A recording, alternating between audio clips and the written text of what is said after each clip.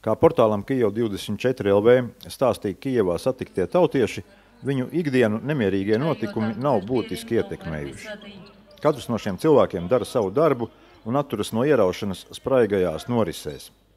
Viens no viņiem ir pazīstamais basketbola treneris, Latvijas basketbola izlases vadītājs Ainārs Bagatskis. Viņa vadītā komanda Budivelnik trešdien guva grūtu, taču visai skaistu uzvaru pār pretiniekiem no Jeruzalemes. Viss ir kārtībā. Lieliski darba apstākļi šeit patās. Šī, teiksim tā, vecajā, mājīgajā sporta pilī mums ir spēles augšā, otrā stāvā, trešā stāvā ir treniņu zāle, kur faktiski pieejam visu laiku. Dzīves apstākļi lieliski, sadzīves apstākļi arī.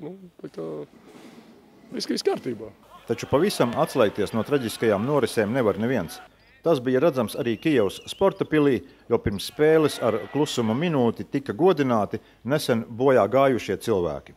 Ziniet, politika ir tā lieta, no kuras vienmēr centies distancēties. Ja es netaisos viņu komentēt, netaisos viņu apspriest, ja ir pietiekoši daudz gudras galvas katrā valstī, kas to dara. Tajā pašā laikā, protams, tas ir bēdīgi, maigi sakot, kad iet bojā cilvēki. Kad iet bojā cilvēki miera apstākļos, ja,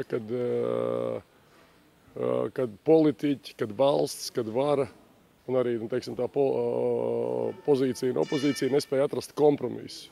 Šķiet, ka vislielākās izmaiņas ir izjutusi mūsu vēstniecība, kas nu jau 2 mēnešus strādā pastiprinātā režīmā. Par to Kijev24 LV pastāstīja vēstniecības pirmā sekretāre Ligita Davidova. Vēstniecības darbs noteikti ir izjutis izmaiņas, jo mums ir daudz intensīvāk jāsako līdz notikuma attīstībai.